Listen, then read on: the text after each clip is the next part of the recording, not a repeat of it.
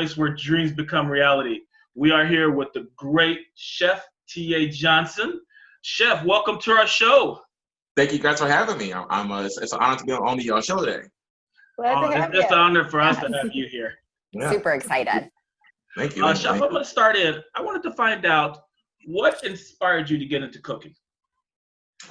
Great question. Just seeing my grandmother, rest her soul, Mary Richards, and my mom cook all the time. And my dad's a great cook as well. And honestly, it kind of just runs in the family. You know, we all are very good cooks. And when I was 8 years old, I really, grabbed a hold of it and never let go. I started taking all the cooking classes I could. And junior high, I did home ec. I did home ec in high school and culinary 1 and 2 and 3 and so forth. So it just was something that I love to do. Like any day of the week, I don't care if I'm feeding 10 people or 10,000 people. I love to do it. And it's always been a passion of mine. That's so amazing. And to know at such a young age, like you obviously have decades of skills behind everything you do. Now this is kind of a big question, but to you, what is a chef? Like what makes a chef? Okay, so this has probably been the biggest debate out there because some people say you got to go to culinary school, work for 10 to 20 and 30 years before you be called a chef. Some people I know who never went to culinary school and just kind of picked it up from family members or, actually got to it from street experience and being in kitchens. But for me personally, a chef is somebody who commands the kitchen. So I'm not just cooking up a great dish or creating a great recipe.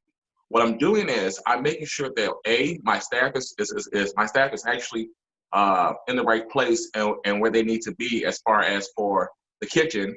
B, that we're being consistent with our food, meaning quality, recipes are being followed.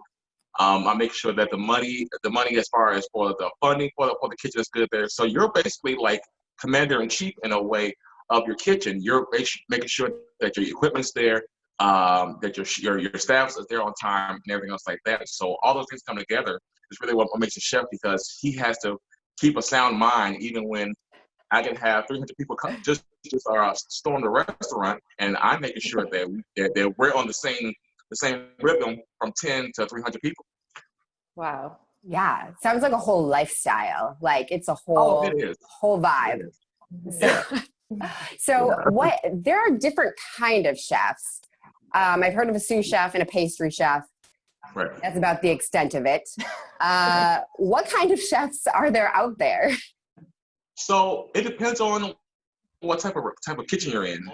Kitchens, there's a sous chef, which is second in command. So anything that the executive chef, which is always the head chef, and sometimes even the owner of the restaurant, lacks in, the sous chef comes in, and basically they're like Batman and Robin, one. So yeah. It's there, and then when you have the French brigades where they have the sauciers, which is on sauces. There's a fish chef, there's sous chef, executive sous chefs, executive chefs. There are chefs who just do tapa. So it depends on where you are in the region of the world, because every kitchen is different. But mostly my kitchen is always I'm the exec chef. I have 2 executive sous chefs and about 4 sous chefs, and then the rest are like cooks and helpers and things like that. Wow, it's a lot, man. Yeah. So cool. Hey, Chef. Yeah.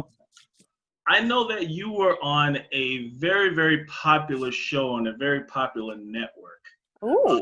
It was a competition you were on. Now, I know what it is, but why don't you share with everyone here what that show was and how was it for you? Sure. So I was actually on Guy's Grocery Games with Guy Fieri on Food Network. Wow. What was that? That was November 26, 2016. So about 4 years ago, I was on that show. When I tell you that is a life-changing experience, from them calling you and you're doing about 6 months of calls, pictures, interviews. You name it, we're doing it. And one day, your whole life will change. They say, "Hey, we want you on the show."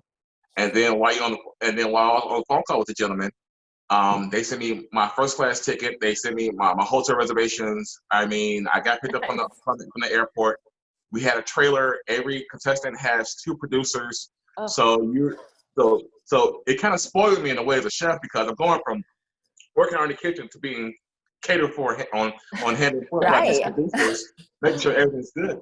It was a great experience. It opened my eyes. Unfortunately, I got out first round, but I used the loss, so to speak, as a learning experience. And it affects my parents and people who are around me. I just kind of refocused as a chef after that, and just kind of went even more intense into culinary arts, about the glam and the celebrity chef title, because I don't even consider myself a celebrity chef at all. I'm more of like that chef where you meet me and you have this amazing food, and people are like, "Wow, this guy's just great." I mean, you guys, my cousin Lawrence. When I put on a great spread. The food's always done from scratch, and it's always done from the heart. Wow. I'm hungry. Yeah, what an amazing journey that experience was. And you said it was a learning experience. Now, throughout your learning to become a chef, were there any obstacles? Yeah, it was many obstacles. After the loss, excuse me, I really had a hard time readjusting after that, because in the back of your mind, you have a thousand questions, a million questions about what I could have done better, how I could have did better, so forth and so on. So I took that as really just a point to say, okay, now I'm broken here. Let me grow from this and become chef I really can't become. It opened doors for me as far as restaurants, but I still have my difficulties. I always try to beat myself up. I am a perfectionist when it comes to recipes. So if I taste a recipe and I don't like it completely, I will redo it again and again and again, to the point where I could be cooking from 5 a.m. to 4 a.m. just on one recipe, just doing it over and over again. So until I get it down, I'm not happy with it, because I want to get it down to the point where if I give it to my sous chefs or to my line cooks or whoever, they can execute it without flaw, and we can be more productive. That's so Wow. amazing. There's And so thank much you goes for into taking it. the time. No problem. So, yeah, speaking of obstacles, the pandemic, what has that done to the cooking industry? Has that affected you? It has destroyed the cooking industry. And I hate to say this, because I have a lot of friends who have restaurants. I was actually a head chef at Rio Italian restaurant, and thank God we're actually opening back up pretty soon. So we're going back. But at the time this all was happening, a lot of companies took great financial losses, going from full restaurants, packed out reservations, to you can only have 5 people in at a time. That just. And I came back from Michigan for my training, and the CEO of the company called us, and he's like, "Hey, hate to bring it to you guys, but we had to permanently shut down." So I had to let go of my staff. I had to clean out the whole kitchen. I mean, and not just clean it out partially, but like empty out the restaurant.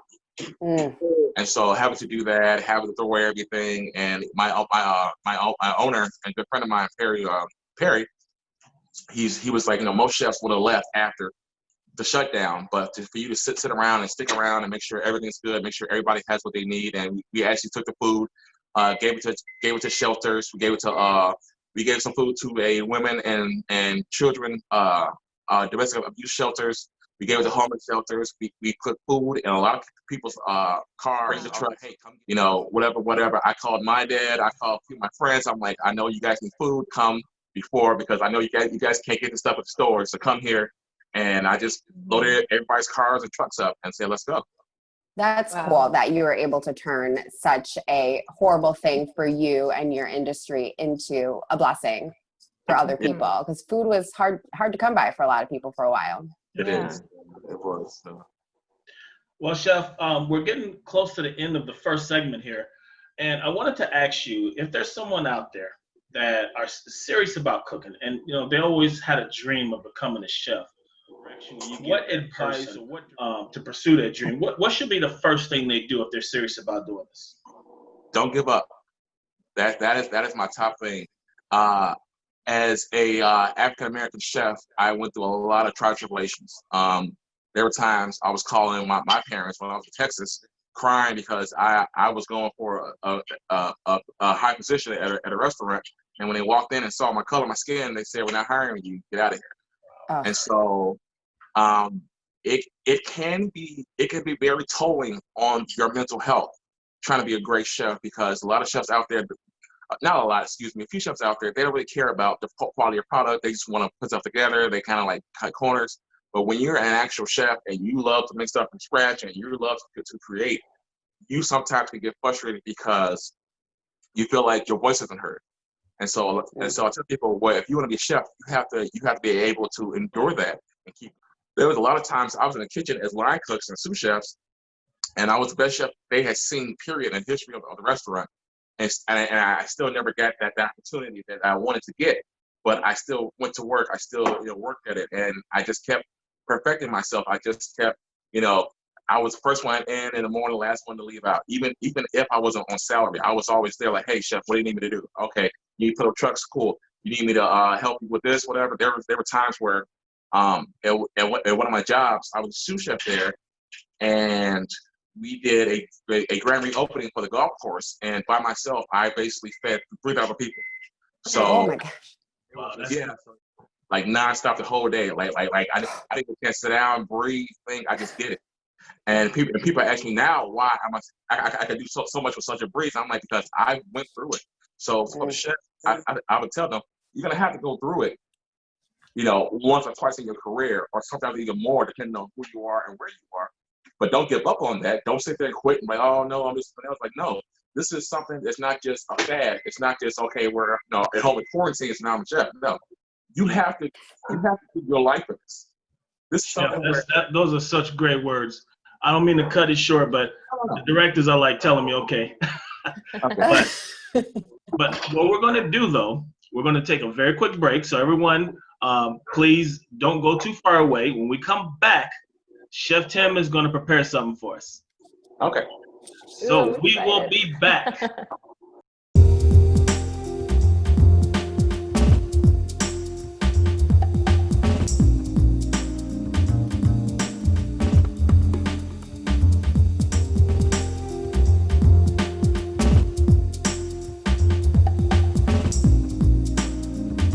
Welcome back, everyone. We're still here with the great Chef T.A. Johnson, and he's going to cook up something for us very delicious.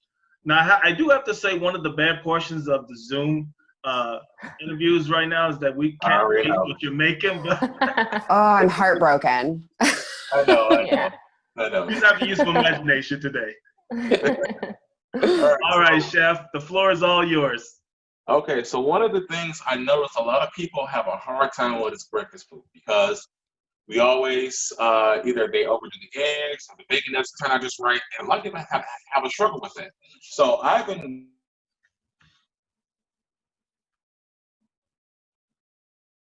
Can you guys hear me? Yep, we can hear you. Okay. So I've been cooking breakfast food, and so what I'm doing today is a nice little summer omelet. I have some diced up Roma tomatoes and green peppers. And what I did before that is get a pan on medium heat with a little bit of butter, about a tablespoon of butter and about half a tablespoon of oil. So right now my butter and my oil is melted together. And what this does is that this is going to add a nice texture and flavor to the eggs. Everybody does just oil or butter. I do a little bit of both. And so when you throw it in there, you can hear right now, it's quite nice. So I'm giving a quick little mix around here. And what you want to do is before you add your eggs, you want to get your whatever ingredients you have in there partially cooked. Not all the way cooked, because remember, you're still making an omelet, so you still have to cook it along with the omelet. So I'm just doing some Roma tomatoes and some green bell pepper. I have a little kosher salt here and fresh cracked black pepper mixed together. A little bit of that. That going. Get a couple pulses there. So now I get about 4 eggs here. Whisked up together for about 4 eggs. Gonna get that in there, get that all in there. And so I'm gonna show you guys a trick here. People ask me, how do I do my omelets? And so what I do here is I basically create a perimeter with the eggs, and whatever starts cooking, I bring to the middle. And so what this does is that I'm basically gonna be cooking all the egg without the extra effort. So whatever starts cooking, you want to bring it to the middle. There you go, beautiful. Take it up a little bit. And just keep doing that because one thing you don't want is overcooked or burnt eggs. I don't know about you guys, but I don't like it. I like a nice egg. I don't like it to the point where I have to pick through it because half of it's burnt or the flavor is in there because it's a charred egg. I have a feeling you would not like my eggs. Yeah, I was gonna say. For some reason. I've had to use a knife before. So what I'm doing here, so you guys can see, is I'm just taking all the egg that's been cooking and bringing it towards the middle here. So I just keep doing that, okay? That's good. Now, hopefully my eggs are acting right today and they want to solidify as one, which they should, because I have been putting it all together. So I just want to fill in those gaps there. And sometimes you may feel like, oh, well, chef is on a perfect omelet. You're not looking for a perfect omelet. You're just looking for a good omelet where the eggs are cooked properly, not overcooked, not undercooked. Some people like it runny, so Okay. So I understand that. Me, I like it juicy, but not to the point where I feel like eggs oozing in my mouth. I don't like that. Yeah, you don't really expect that with an omelet usually, I feel like. You'd be surprised. People, I want it runny. All right. Wow. Well, and I noticed you didn't put any milk or anything in with the eggs, right? No. Like it was just, okay. So the reason why I don't do that, because you only do that when you're trying to stretch out, or sometimes people say it makes the omelet fluffier. But if you whisk the eggs the right way, not circular, but in a upward motion, you're going to aerate the eggs. So basically, that's a natural way of you making the eggs fluffy rather than you adding something else to it. And then if you think about it, if I have eggs and I put some type of liquid in there, I'm adding more time on to the time for the cooking time for the eggs. Okay. I didn't think about that. And how much of a difference does the pan make? A major difference, because you want a pan that's going to work with you. You know, like I would say, if I wouldn't do an omelet in a cast iron skillet. I'm going to do an omelet in a nice nonstick pan. So I'm going to see here. I got a little bit in the middle here that needs taken care of. Ooh, So, I have a question, and finally a professional that could answer it. Yes. And this is about pans again. So someone told me that once you scratch a nonstick pan, it's like, toss it. Is that true? It depends on the quality of the pan. Okay. If you can save a little bit of oil, that's why I tell people, even though it's a nonstick, what you still want to do is you still want to season it the same way as a cast iron, where you want to season it the same way as a cast iron, a little bit of oil, either get a nice pad or some paper towels between the pans, because you realize that if you stack pans, nothing between them, that makes they're basically going to scratch each other. So, so I'm going to sit there and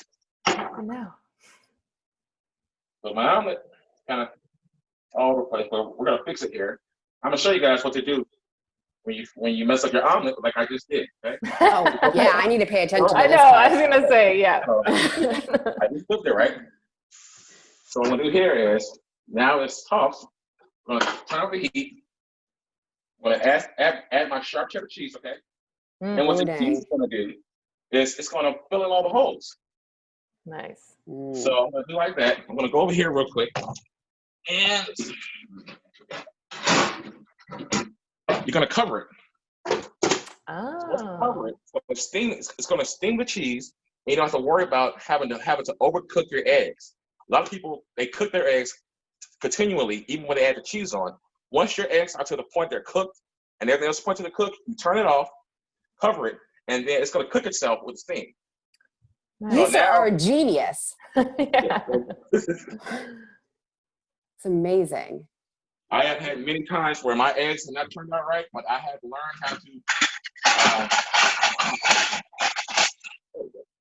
how to make do and not give up. So let me see, you guys can see here. All right, so about 30 seconds more on that. Let it all come together like steam.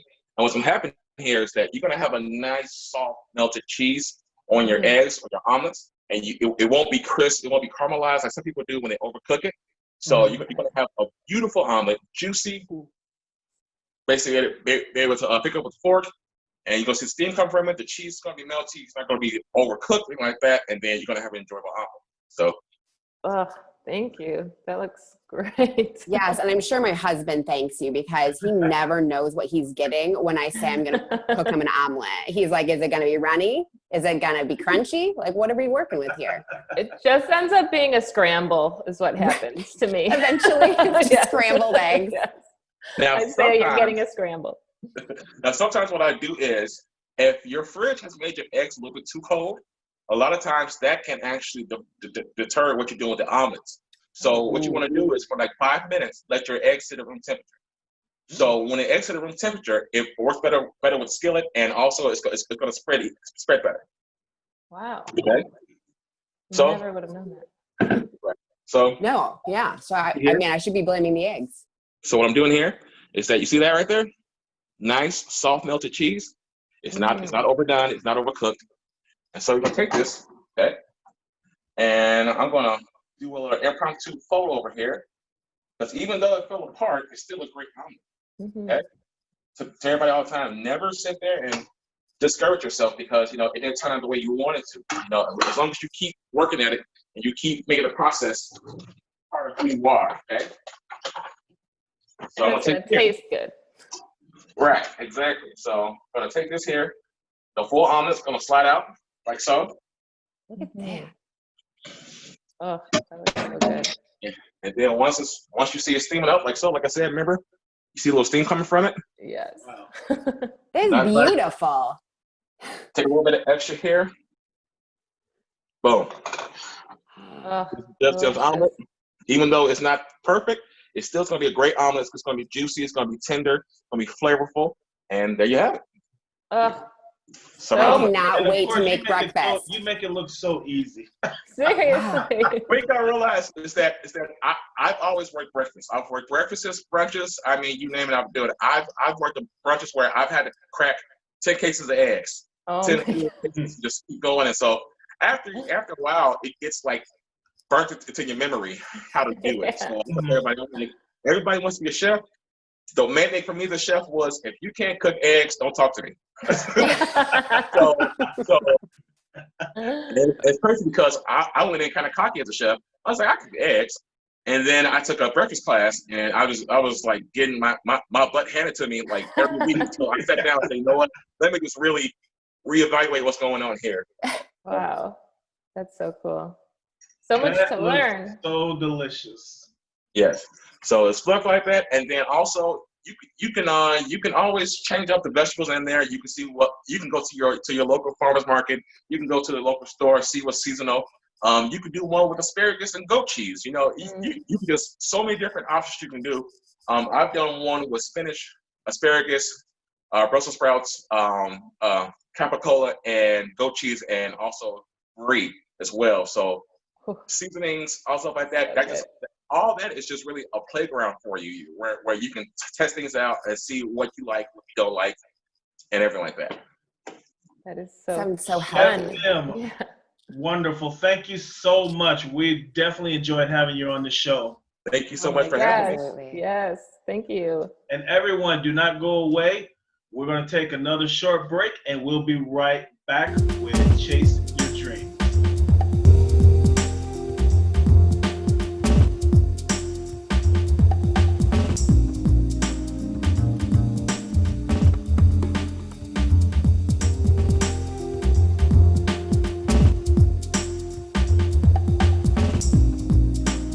Welcome back, everyone. We are here with Dr. Grimes. She is going to be talking to us about dental hygiene.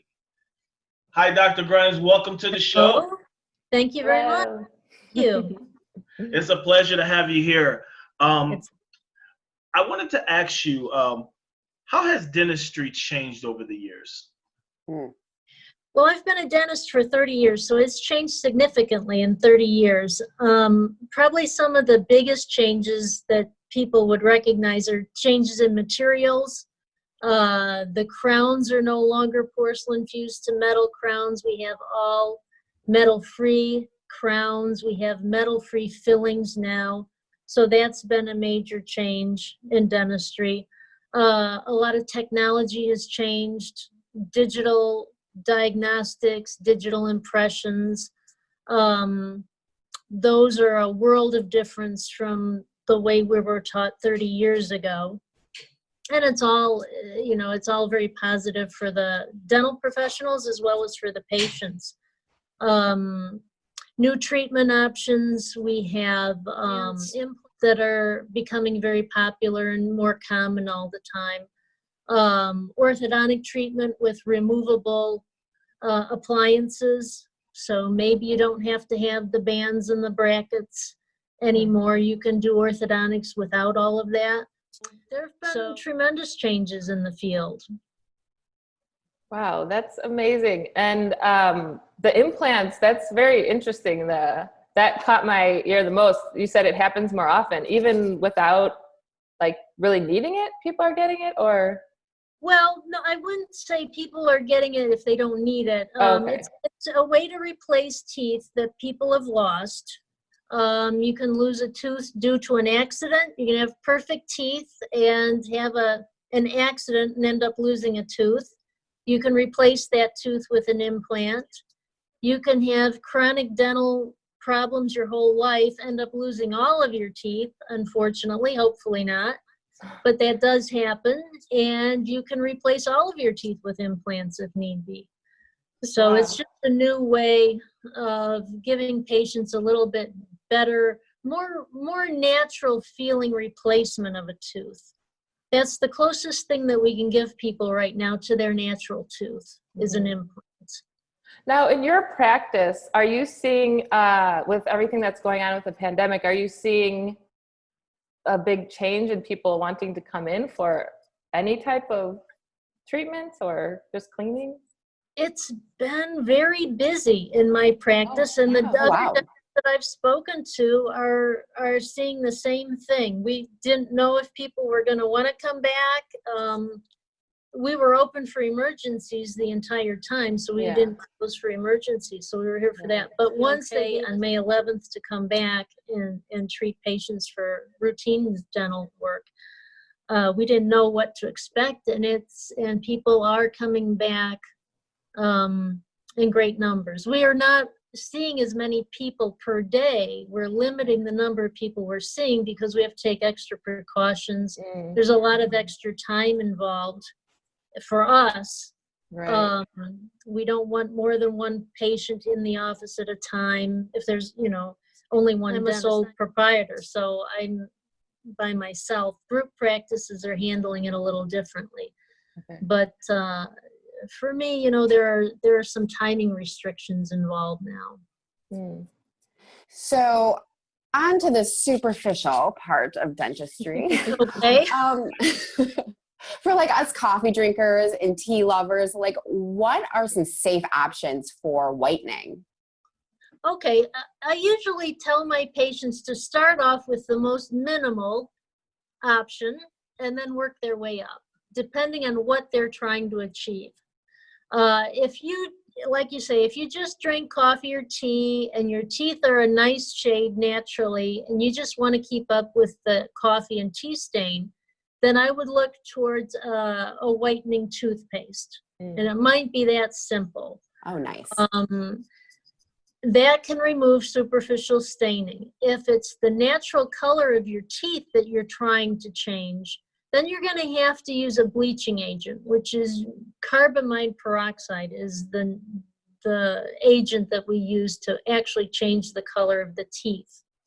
You can get that in the over-the-counter whitening strips, or you can have your dentist make you a customized tray, and then you put the gel in the tray and you wear the tray at home. Or you can do an in-office whitening treatment with the carbamide peroxide. So there are a lot of variations, and it all depends on what the patient's trying to achieve. Sure. You're not going to change the shade of your teeth with a toothpaste, but it will brighten your teeth because it's removing the extrinsic staining that's on your tooth. So, and all of these can kind of cause a little bit of sensitivity with your teeth too, so that can be a limiting factor for patients. If your teeth are very sensitive, then you're going to maybe experience a little more sensitivity with a whitening toothpaste or with a whitening treatment. Okay. Hey, Dr. Grimes, I wanted to find out from you. There's been all these ads on TV about how if you have real bad teeth and, you can get a whole new smile the same day, and, which to me is a little scary because I remember when my wisdom tooth was pulled out, and that wasn't the greatest experience. Yeah. Yes. That's With- never a great experience. Yeah, it is With all that's the new techniques out right now, can you kind of tell us, maybe give us a little snapshot of the new things or the new technologies going out now to, accomplish these things that people are looking for? right, exactly. That's a technique. What they're presenting in the TV commercials is a technique to pretty much replace all of your teeth on 4 implants. So if you were already missing all of your teeth and you wanted to have your teeth replaced with implants, or if you were at the point where you're going to remove the rest of your teeth and have implants, then you can have this procedure whereby they do the extractions and they put the implants in, 4 on the top, 4 on the bottom, and then they attach the artificial teeth to those implants all in one day. But there's a but. There's a lot of preparatory work before that. Mm-hmm. And they have to make the artificial teeth before you get there that day, obviously. And there's a lot of diagnostics that have to be done before that big day when they take the teeth out and put the implants in. And then there's aftercare for that as well. They have to evaluate and make sure that the implants attach to the bone properly and that everything is working. And so yes, it is done in one day. You lose your teeth, you get your new teeth all in one day, but there's a lot of preparation work and there's a lot of aftercare involved in that. It's a big procedure. Oh, it sounds terrible. I I do not want any of that. No, let me keep these. But it is the latest and technique that we have for that, and people are very satisfied. It's again the closest thing we can get you to your natural teeth once you don't have natural teeth. Yeah. Well, it's good to know the option is there. Yeah, but take care of your own teeth. I was gonna say, yeah. Speaking of that, we want to stay away from that, but and really to stay away from it. What is the importance of our dental hygiene, like overall, for our overall health? It's very important for, number one, for the health of your teeth. You have to do your homework to maintain healthy teeth for yourself. Mm-hmm. So obviously we don't want to end up having all of our teeth extracted one day. And it's also important for your overall health because problems with infection or inflammation in your mouth with your gums or your teeth can release substances into your bloodstream that can be implicated in other conditions, systemic conditions like coronary artery disease, diabetes, low birth weight babies. It can be implicated in those things, and it can make those conditions harder to manage. So if you're a diabetic and you have horrible periodontal disease, you may have problems monitoring or moderating your condition, your diabetic condition. So everything's attached. And if you do a good job on your brushing and flossing, see your dentist every 6 months, you do your homework, and that will pay off for your teeth as well as for your overall health. Great. Thank So you. on a personal level, what inspired you to be a dentist? Well, I was planning to be a veterinarian originally when I was in grade school and high school. That was my plan. But when I was in high school, my brother entered dental school. And I thought, that sounds pretty good to me as well. So I followed in his footsteps, and then I went to dental school as well. So he's retired now. He's a retired dentist now. But Nice. It's a good profession. I would encourage young people to pursue it, and it's been a very rewarding profession for me. Oh, wow. Dr. Grimes, we definitely enjoyed our time with you. Before we leave, can you tell us, if someone doesn't have a primary dentist, how would you suggest them go about finding the right dentist for them? Well, I would probably talk to your family and friends. I think that's always a good way to find a dentist. You can contact the ADA, the American Dental Association has a list of providers that you can contact. These days, with dental insurance the way it is, many people have a PPO dental plan, which limits your coverage for certain dental practices. So you might consult with your dental insurance company, get a list of providers in your area. That can be a good way to find a dentist as well. A dental school can also refer you to dentists in the area. That is awesome. Advice. Dr. Grimes, thank you so much for coming on the show. We definitely learned a whole lot, and we appreciate your time. Thank you so much. Very much, Mr. Elrod. Take care. All right, everyone. Don't leave. We're going to break, and we will be right back.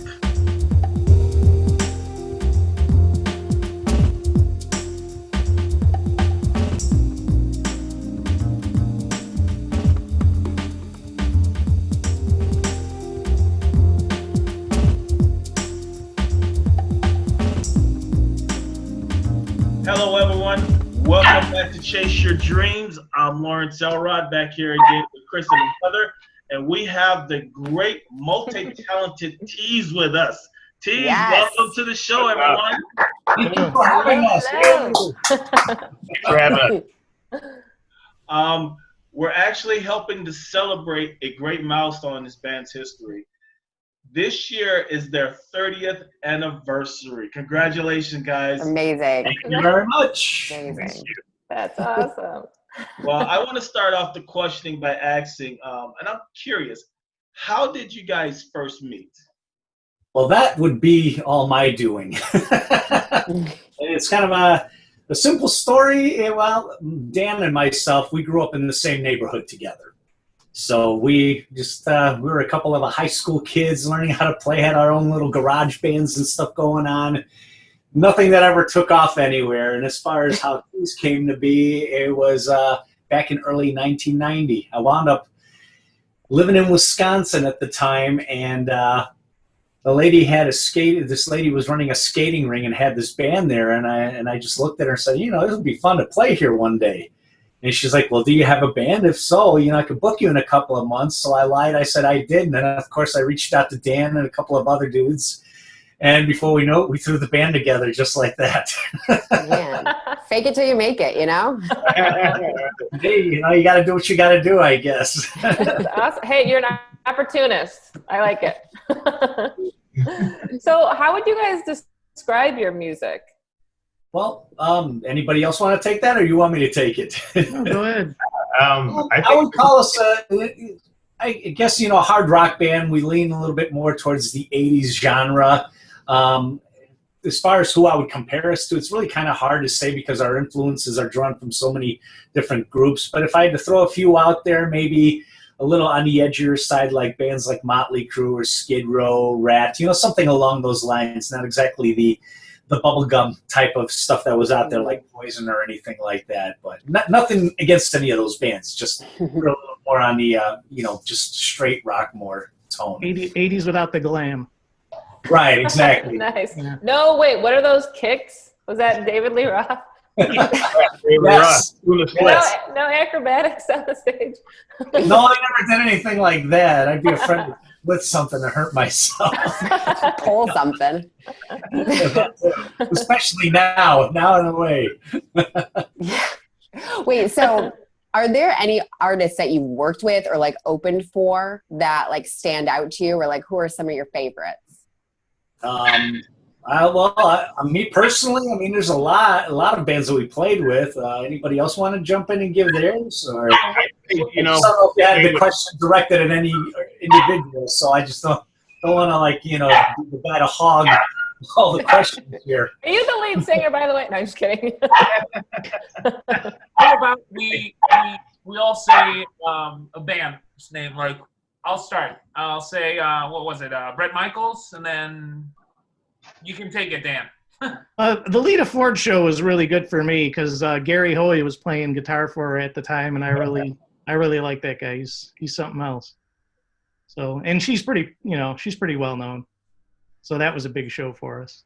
Yeah, the Bon Jovi show was probably the capper for me. I mean, 19,000 people in Canada playing with Gene Simmons from Wow. Kiss at the Arcada and the Park West was fun. Ace Frehley. I mean, we've played with a lot of our old, idols, I guess, people that we've come to, grow up and listen to their music. And we've even had some of those people record music with us. After playing multiple shows with some of these groups, I myself decided to start approaching some of them and asking them if they did any session work.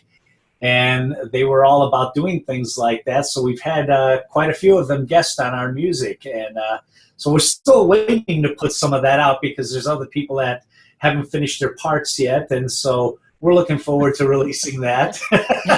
Hey, we all have lives other than this.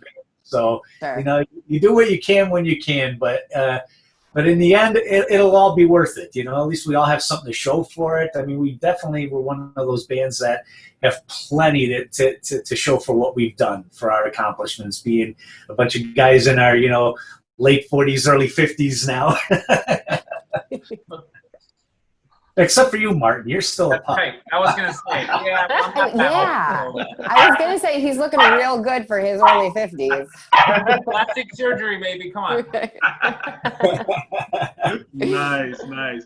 Now let me ask you: are you guys still performing right now?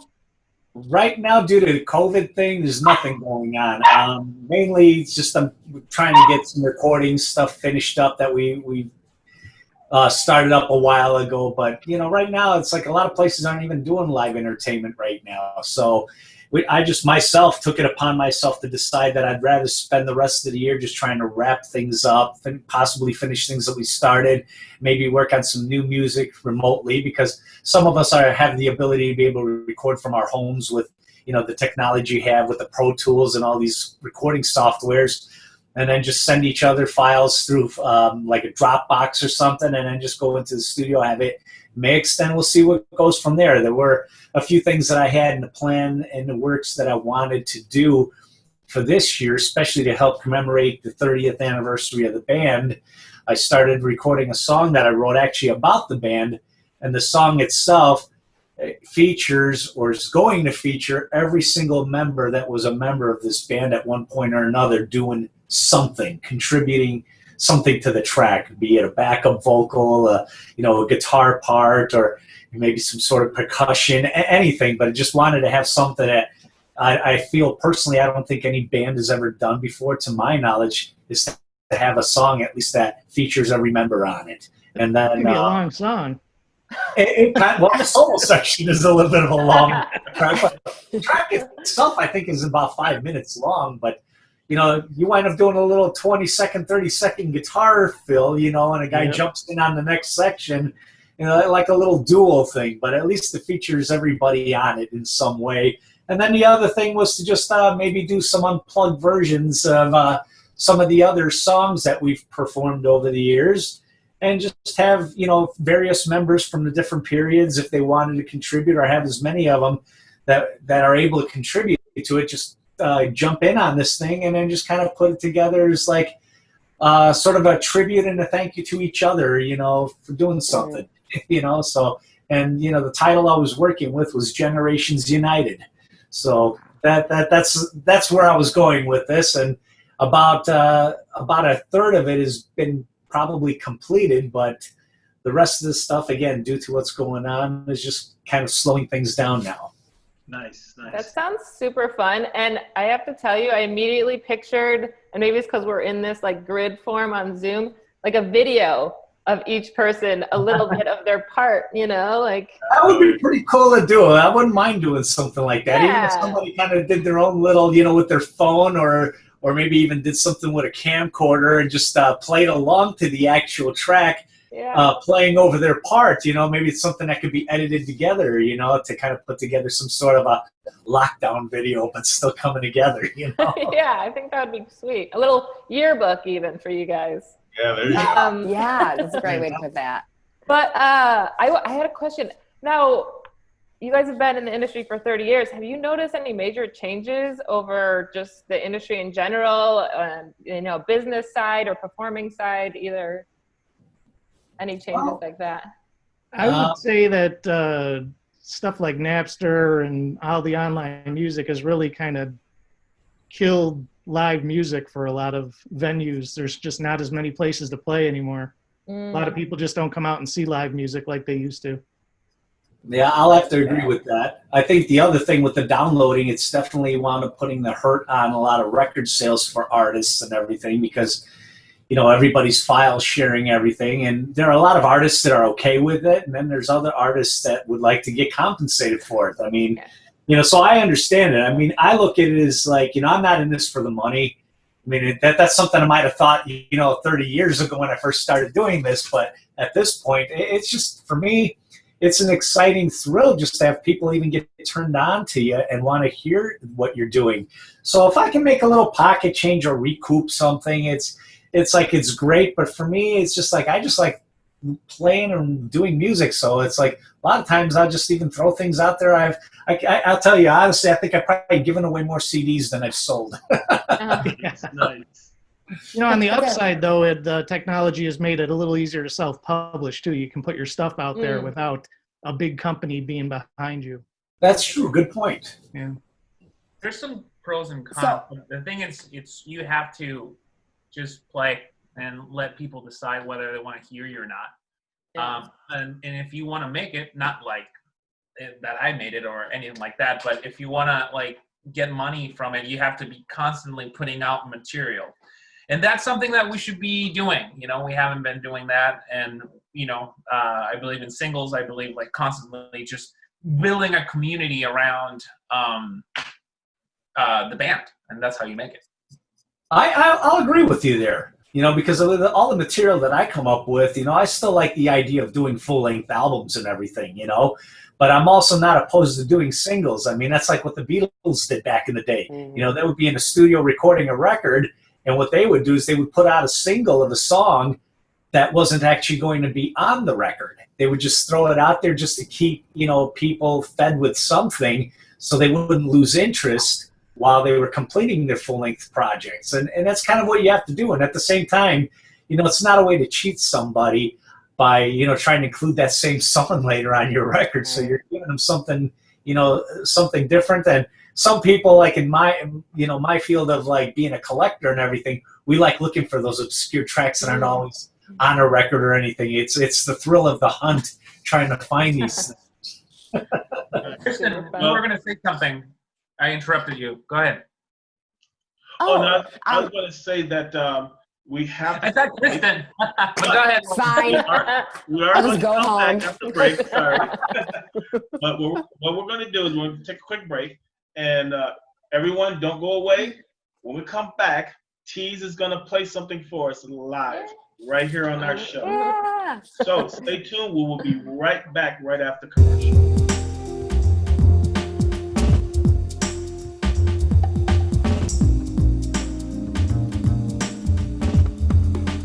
Welcome back, everyone. We're sitting here with the great band Tease, and they're actually going to premiere a new song for us. Kristen, tell us about the song. Yes, so Alex is going to play us With a Little Love. First time we are all hearing this, so I'm so excited.